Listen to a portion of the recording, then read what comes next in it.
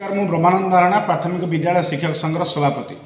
ଆଜି କଳିଙ୍ଗ ଷ୍ଟାଡିୟମରେ ଏକ ନିଯୁକ୍ତି ମେଳା ହେଉଛି। ସେ ନିଯୁକ୍ତି ମେଳା ହେଲା ଚୁକ୍ତିଭିତ୍ତିକ କନିଷ୍ଠ ଶିକ୍ଷକ ନିଯୁକ୍ତି ମେଳା। ଆମେ ନିଯୁକ୍ତି କି ବିରୋଧ କରୁନା। ତାର କାରଣ ହେଲା ଓଡ଼ିଶାର ପ୍ରାଥମିକ ବିଦ୍ୟାଳୟରେ ଲକ୍ଷାଧିକ ଶିକ୍ଷକ ପଦବୀ ଖାଲି ଅଛି, କିନ୍ତୁ ଯେଉଁ ପ୍ରକ୍ରିୟାରେ ରାଜ୍ୟ ସରକାର ତାକୁ ନିଯୁକ୍ତି କରୁଛନ୍ତି କଣ୍ଟ୍ରାକ୍ଚୁଆଲ ଚୁକ୍ତିଭିତ୍ତିକ ଠିକାରେ ପ୍ରାଥମିକ ଶିକ୍ଷାରେ ନିଯୁକ୍ତି କରୁଛନ୍ତି, ସେହି ପ୍ରକ୍ରିୟାକୁ ଆମେ ବିରୋଧ କରୁଛୁ। ତାର କାରଣ ହେଲା ପ୍ରାଥମିକ ଶିକ୍ଷା ହେଉଛି ଗୋଟେ ଶିକ୍ଷାର ହେଉଛି ମୂଳପିଣ୍ଡ। ତେଣୁ ସେଇଠି ପ୍ରାଥମିକ ଶିକ୍ଷାରେ ଯେହେତୁ ଚୁକ୍ତିଭିତ୍ତିକ ଠିକା ନିଯୁକ୍ତି ହେଉଛି ତାକୁ ଆମେ ବିରୋଧ କରୁଛୁ। 2022 ମସିହାରେ ସବୁ ବିଭାଗରୁ ଠିକା ନିଯୁକ୍ତି ଉଠିଲା ଏବଂ ସେମାନଙ୍କର 6 ବର୍ଷ ଏବଂ 6 ବର୍ଷର କାର୍ଯ୍ୟକାଳକୁ ଠିକା କାର୍ଯ୍ୟକାଳକୁ ମୂଳ ଚାକିରିରେ ଇନକ୍ରିମେଣ୍ଟ ଦେଇ ରାଜ୍ୟ ସରକାର ଗଣନା କଲେ, କିନ୍ତୁ ପ୍ରାଥମିକ ଶିକ୍ଷାରୁ ଠିକା ନିଯୁକ୍ତି ଉଠିଲାନି କିମ୍ବା ସେମାନଙ୍କର 6 ବର୍ଷ ଗଣନା କରାଗଲାନି। ତେଣୁ ସେତେବେଳେ ମଧ୍ୟ ଯେଉଁ ସରକାର ଥିଲେ ତାକୁ ମଧ୍ୟ ଆମେ ବିରୋଧ କରୁଥିଲୁ।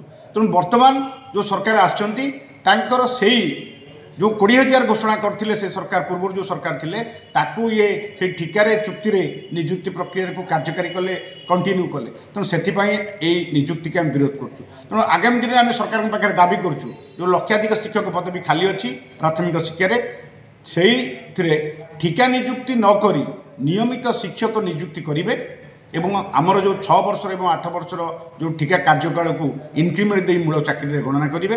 ତେଣୁ ଏଥି କଲେ ପ୍ରାଥମିକ ଶିକ୍ଷା ନିଶ୍ଚିତ ଭାବରେ ଉନ୍ନତି ହୋଇପାରେ।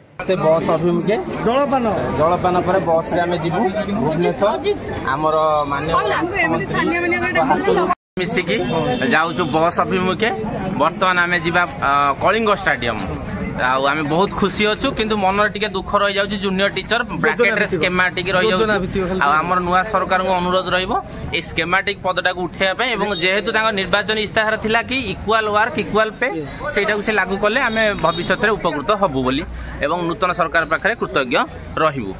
সেটিপাই এটা আমার আশা ଅଛି, আমার অলি ଅଛି राज्य सरकार पाखे। निहाती मोर भी आशा राज्य सरकार पूर्ण करेंगे। राज्य सरकार पूर्ण कारण जेहेतु निर्वाचन इस्ताहार थिला इक्वाल वर्क इक्वाल पे मैनिफेस्टो थिला এবং তাঙ্গর জনে মুখপাত্র भी স্পোक पर्सन কইଥିଲେ कि आमे एटा को खूब शीघ्र पूर्ण करिवु এবং आम मानकर भी आशा अछि ए राज्य सरकार आम आशा को पूर्ण करिवे এবং आमको सबुदिन एमती आशा देकी आशा न रखुनु बोली आमर चिंताधारा अच्छी। जहा हूँ जय जगन्नाथ जगन्नाथ कृपारू बहुत दिन पर आमर स्वप्न साकार हो दीर्घ 1 वर्षर संघर्ष ता सहित अदालत बहुत मामला छंदी हो जाइथिला ताकू भी सफलतार सहित अतिक्रम कला परे आज फाइनाली ए दिन उपस्थित होइछु आ बहुत खुशी लगुच।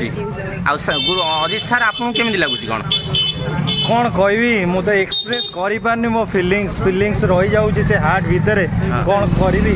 गोटे कथा होउची ना आमे जाउचे नवनियुक्ति आमे होउची स्कीमेटिक टीचर किंतु मन भीतर गोटे गैप रही जाउची किंतु शून्यता सृष्टि होउची। जो शून्यता पूरण करवा केवल आम राज्य सरकार हाथ में अच्छी जो योजना भित्तिक अच्छी मनरे आमर आशा भित्तिक रही रेगुलाराइजेशन जदि हो जा हो ये समाज रे चलिया गोटा राहा आमको मिल तो से दरमा परिवार पोषा तापर सहित जो माने अन्य जिल्ला रे अछंती सेमानकर कथा अलग कि जो माने धर परिवार कर साले दीर्घ दिन हेलाणी हमर पोस्टिंग ता बाहर नता जेहेतु दीर्घ 7 वर्ष हे जीवो समस्त संघर्षमय जीवन तापर जो माने भी अन्य जिले में भी जो माने नियुक्ति पाउचंती एई स्वल्प दरमा भितर चलिबा हुए तो बहुत कष्टकर हो पाए।